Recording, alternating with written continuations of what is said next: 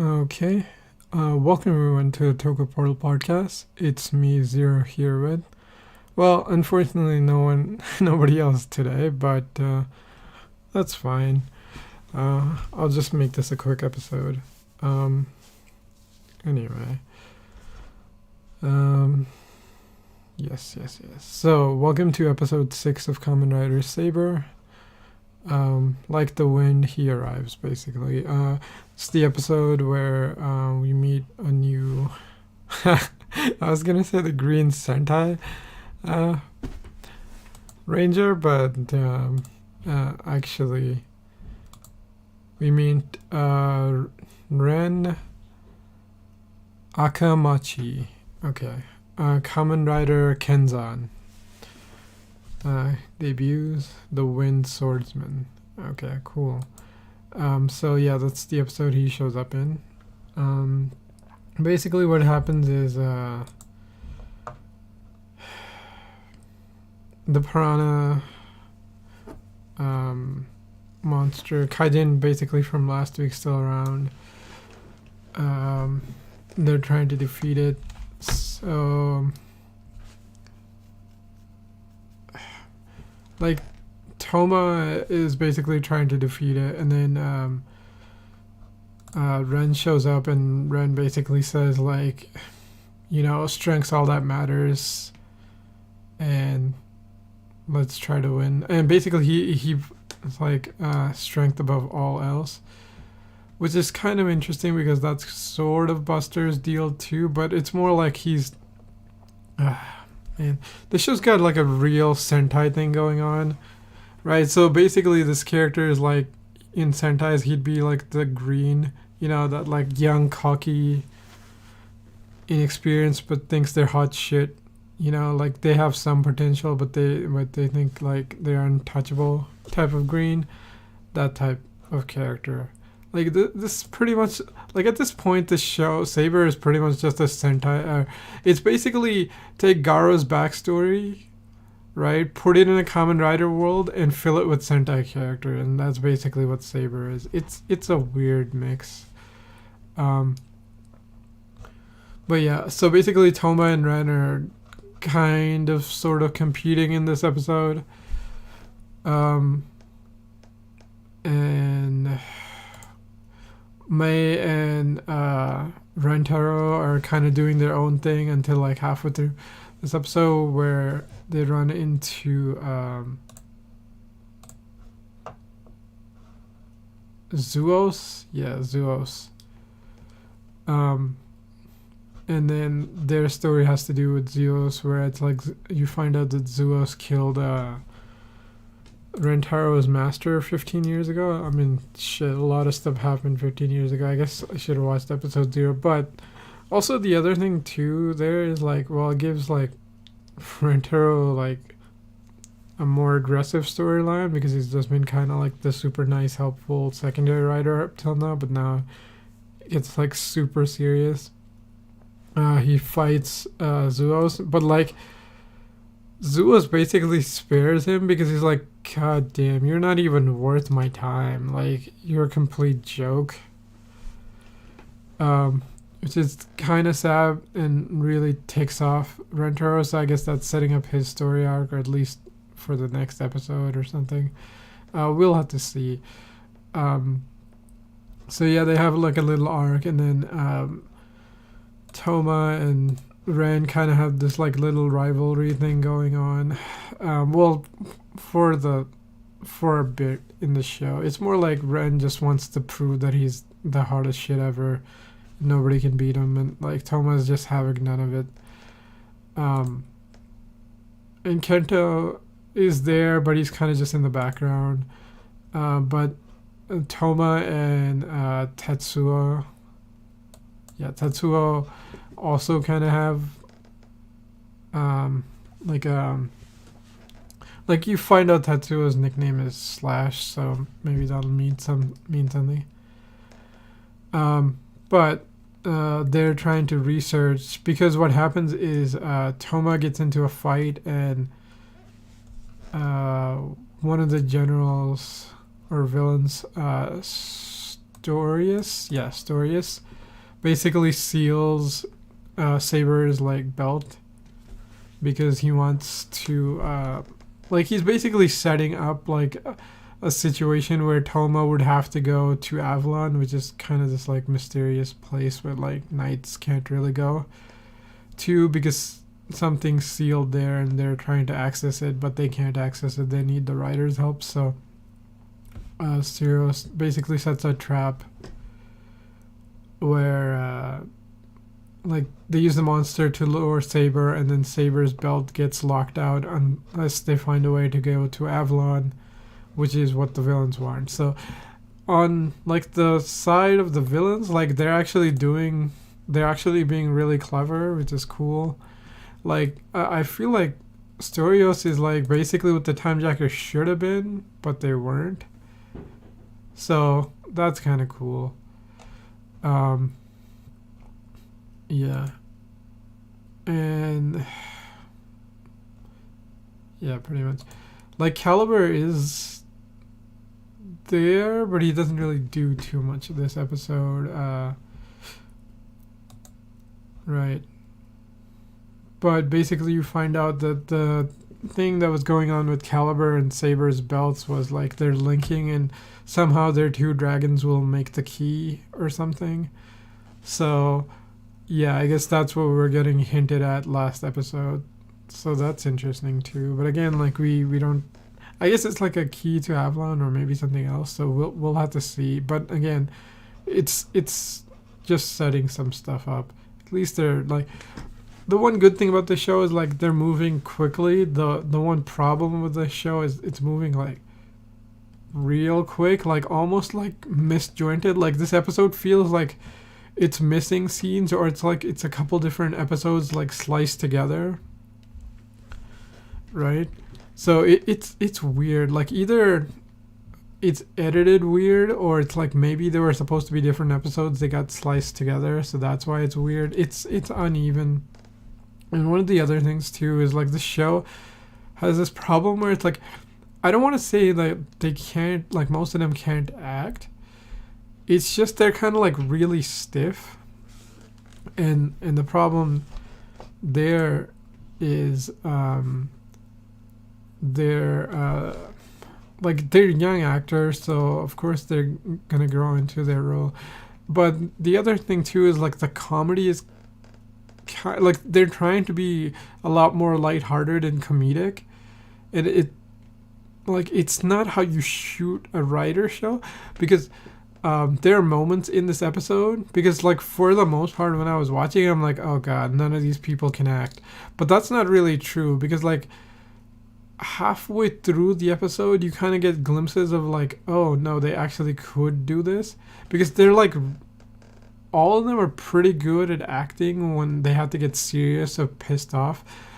But then again, this is one of those things where I wish one of the other team members or like podcast crew was here so I can see what their opinion on this is. But like, I feel like what's going on is like, either they were chosen because they can act a lot more dramatically, and this over-the-top like comedy stuff is what they're not super good at, and that's why they're a little stiff, or it's just they're new actors and they're stiff and they're gonna grow into their things. But because the way this is shot so light and open and airy and wide, it just doesn't feel like it, because you get this moment later on, like you get a couple scenes, right? Like especially that scene with Rentaro after he gets defeated by Zoros, and then May's just standing there, and then the way they shoot that is like, it's very Kamen Rider, because that's like, I'm like, okay, just substitute like Rentaro for like Banjo or Sento, and then like May for oh my god, I actually had her name. Misora, there you go. And like this would basically be a Kamen Rider build scene. And like that's the way they shot it. It's like that's typical Rider. So I'm like, okay, can they actually act when it's more dramatic? Or does this look better because this is standard Rider? So like I don't know if it's what's happening here, right? Like I don't know if it's the comedy is throwing them off, or is it that like that shot was just directed better because that's just regular writer, right? So that's one of the annoying things about this episode. Also, like Ren's really fun. Like I like his fighting style. I like he's a little cocky. He's kind of got the green thing going on. Like man, we have like the whole team as a Sentai thing, right? Like basically like Toma's the red, Rentero's like the serious but nice blue. Mei is just like the human that tags along for now. Kento is basically like the nice friendly character, or he could basically be the Sixth Ranger rival depending on what. Rentaro is like the cocky green, the young cocky green. Tetsuo is like their old mechanic or whoever who makes their mechs, right? So like the whole setup is there. This is basically a Sentai team. Anyway, that's the last I'm gonna say about this, but yeah, it feels very Sentai. Yeah, the way that they're acting, like, it's pretty stiff. Especially when they're like, oh, hey, Toma is like pointing to, what's his name? Kento, to be like, hey, introduce me to Ren. Like, oh shit, that scene was fucking rough. But whatever, my video is kind of glitching out right now, so I'm not gonna dwell on this for too long. But yeah, it's weird. The acting's inconsistent.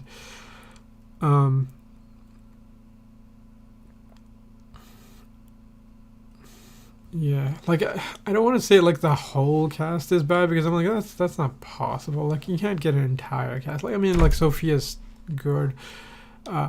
Tatsuo, for like as weird as he is, like he's got like decent voice acting range at least. Like you can tell, right? Anyway, enough with this nonsense. But yeah, so what happens is like. Toma freaking okay. One of the other things that I don't like is Toma keeps getting the like wonder books, and like okay, yeah, it's good that you made the books shareable so anybody can use them, because otherwise I would have been so pissed, because like Toma literally just gets a book and or just takes it from people and is like, okay, let me just try it.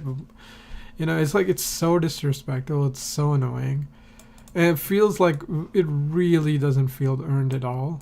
So like thank God like other people can use the books, because otherwise I would have been so pissed off. But yeah, it I don't know. I just don't like how easily he keeps getting wonder books. Yeah, that's pretty much all I got to say about Toma. Mei didn't really do too much. Like it feels like Mei and Rentaro are gonna have like some joint storylines, which is cool. Want to see what happens with that. Rentaro, it's interesting that you find out that like Zuo's killed his master, and that was 15 years ago. I'm like, holy shit, man. Like he was basically just a kid and he already had a master in training. And I know it's like a standard setup, but I'm like, yeah, that's like a standard like Garo style setup where it's like you're trained from like a really young age, or I guess like a Jedi type thing. It's like generally in Rider you don't get like to be part of like the monster hunting thing until you're much later. I mean, like Sentai, sometimes it happens because Sentai you can train the next Sentai person or whoever is going to inherit it. Like even in Rider when you, well, I guess like technically Kabuto it happened where it's like because of the way Kabuto's timeline and everything is set up, it's like the Kabuto in the Kabuto in the show kind of trained for all those years right after the meteor. But like he's one of the few ones. I mean, I guess like Kiva also, but like he's a legacy hero, so like he had to live up to that. So yeah, it's rare, but it doesn't happen too often in Rider. Yeah, Kento, like I said, he's just kind of there. Ren, like Honestly, I feel like Ren, like, he's got a good character, like personality type to be in the show because it's just a cocky green thing, which would work in a show like a writer versus writer show, or like a show with a lot of writers because they all have different personalities, which is good. So he's just like that cocky kid who's got talent, but he's like way too cocky. So like that sets up story potential, or like gives him room to grow, and he's also not the weakest link, even though he's pretty young. So that's good. It's just his acting is like a little too over the top and really stiff. Like he definitely needs to improve, but it's his first episode. He'll probably get better. We'll see. Oh yeah, this is the other very Rider-esque scene is when you figure out that like Tetsuo's nickname is Slash. That was again like a very Rider-esque way of shooting that scene where they're just sitting there and like having like like small conversation type thing, like slow paced thing. The way they shot it, lit it. That's what I'm saying. It's like when the show has like quiet or more not quiet, more like slow moments when it takes its time, like it all works together. But when it's trying to do like be this like insanely overly cheery and comedic thing, not so much. Then you start seeing the seams, As for I guess like the villains, like Storios, it's pretty great. It's pretty much what a time jacker should have been. It's an interesting guy. Zuos, like, yeah, he's a fighter, but he's not just a generic grunt. Like, I mean, yeah, he's setting up for him to get his ass kicked because he's a little too cocky, but that's sort of the character type he's playing. But, like, he did a well enough job. Oh, right, this beast was in this thing. He got his ass kicked by Green,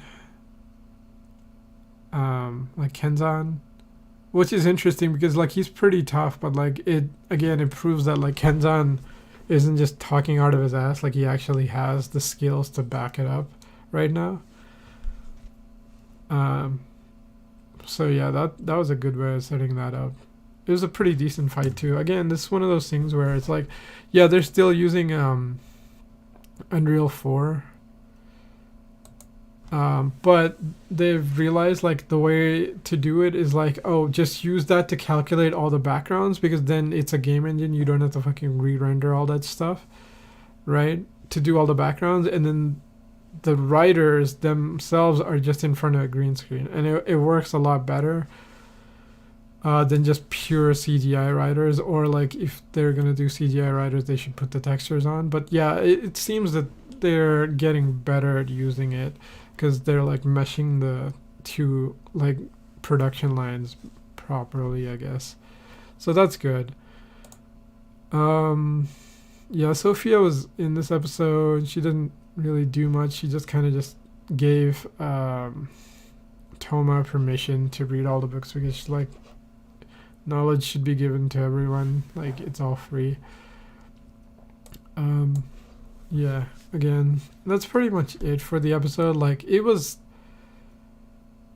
okay. I'll be honest, like it wasn't as good as the last one.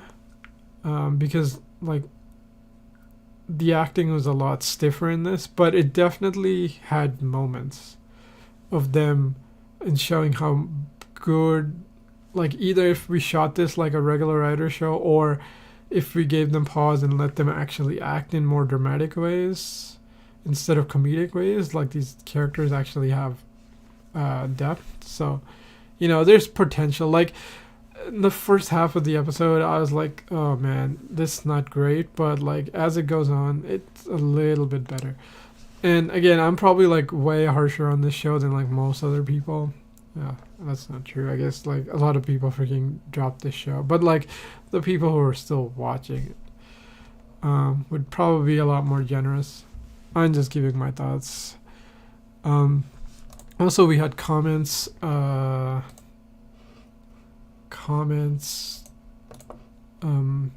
I should have read last week, but last week was a shit show. So I'm gonna try to see if I can find them and talk about them. Okay. Okay, when we go. Yeah, unclaimed username says, forgot to mention it, but Saber gives off Ryu Soldier feel, sword, knights, big monsters, dancing ending. I'm all for it because Ryu Soldier was a hype train. Also, Lion Boy is a dork, but a rider. Lion Boy is a dork, but Rider Dad is my favorite unless one of them turns out to be a titty monster like Aquarius Zodius from Fours. Okay. Okay, I see what you mean. Yeah, I haven't seen Forza, but I kind of know what you're talking about. But yeah, you're right. Like, yeah, blue. Man, I'm gonna just go Sentai and just call them by their colors at this point. Yeah, blue is kind of a dork, but I like him. Honestly, Buster, Rider Dad, wasn't really my favorite in his first episode, but his second episode he got a lot better, so I'm giving him room. And then they also said two things about narrator guy. First, I'm giving him the benefit of the doubt because I didn't like Durian guy from Gaim, but he grew on me. Oh, you're talking about the guy who joined the French Legion and came back and was the chef, right? Like, yeah, okay, that was an actually interesting character. I thought you were gonna pull freaking DJ, who was like, well, I guess that'd be spoilers for Gaim, so I won't say what the deal with the DJ is, but yeah, you're right. That character, the Durian Lockseed Rider, yeah, he did take a little second, but he was pretty decent once he got his footing. Second, I've decided the Saber takes place through him, so through Tassel. I see. And I'm tied up in his house. Okay, that's fair. He's just describing every episode to my captive form while I try to chew through my book gag. Okay, nice. I think misery, but I'm not a writer and my ankle is intact the whole time. Okay. I don't know what reference that is, but I think I know what you're talking about, where it's like, oh, right, like the whole show is only diegetic because, like, it's like a retelling from Tassel's point of view. So it's sort of, okay, I can kind of get it. It's the way I'm getting what you're saying is like, you're like Bart Simpson who's tied up and like, Sideshow Bob's about to kill him, but like Bart just tells him, is like, yeah, but you've got such a good voice. Sing me like the full works of like Gilbert and Sullivan, right? While they're tied up on that boat. And it takes them like the whole night, and then they finally come ashore, and then like Sideshow Bob gets arrested. Anyway, yeah, I get what you're saying. It's like, yeah, Tassel's important because like he's our viewpoint character and like he's narrating the show. It's like how like Sento did it in Build. So yeah, or like Kazumi did it in his movie. I can kind of see that. But still, I'm not the biggest fan of Tassel, but yeah, I'll let it slide. But yeah, those are like the two comments we have. Anyway, about the show, I guess there are a couple episodes of the podcast behind, so thanks for commenting. Whenever you catch up, I guess you'll hear this. Yeah, those are interesting theories. Like, I could definitely see the whole, like, yeah, Saber is a show that's getting shown from Tassel's point of view, right? Like, that's interesting. And as for everybody else, like, yeah, everybody else has potential. The plot, okay, the way that this plot's structured, it's like we have so many good guys and so many villains, but it's like because we have so many good guys, we have each of them has a villain to fight against.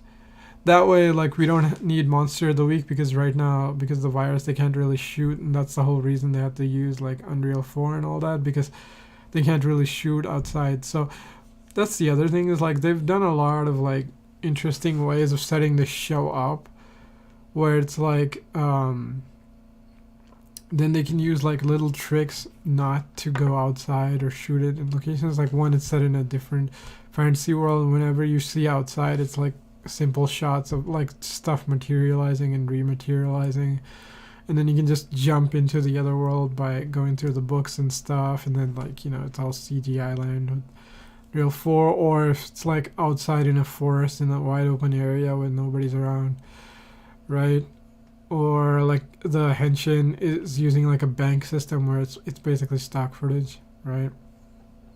Yeah, so it's a lot of interesting takes. Like they're definitely thinking of ways to deal with the pandemic well enough. And it's like it's definitely gonna be a learning experience, because like it could streamline their production if they get through this, right? Like as you've seen, like they're kind of getting better at incorporating Unreal 4 with their own CGI stuff, so they're definitely improving.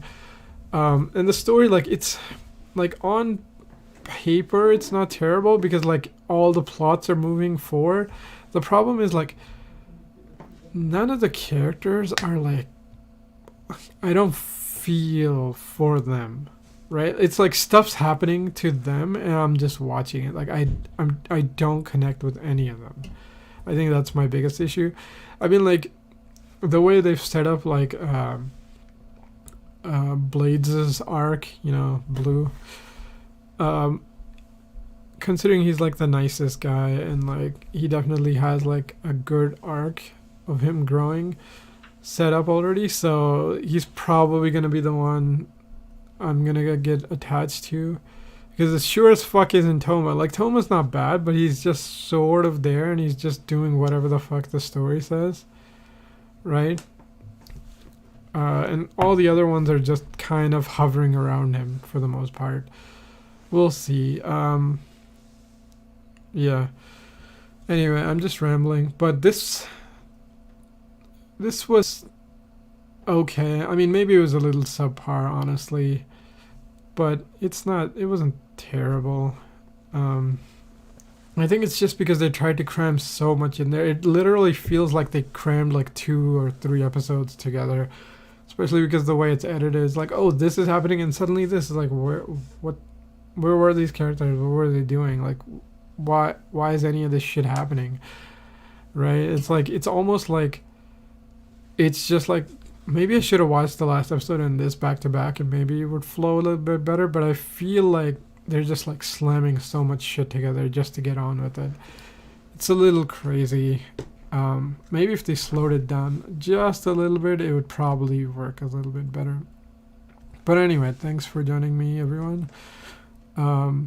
Yeah, for Kamen Rider Saber, see you next Tuesday for the next episode of Cure Major, right?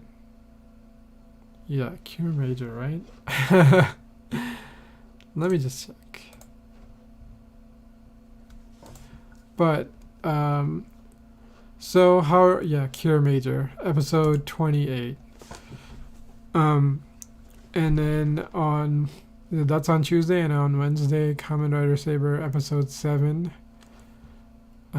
Hopefully more people are free to show up. I know people are like busy or moving or had stuff to do, and that's why nobody's here, but we'll see what happens. But anyway, this was fun. Well, that's not really true. This was an okay episode. This was fun enough to do as a podcast. Like, I don't mind doing it. It's perfectly fine. I just wish the show was just slightly better, right? Like right now it's a little hit or miss. Like it's not bad, but it's just hovering around the okay mark.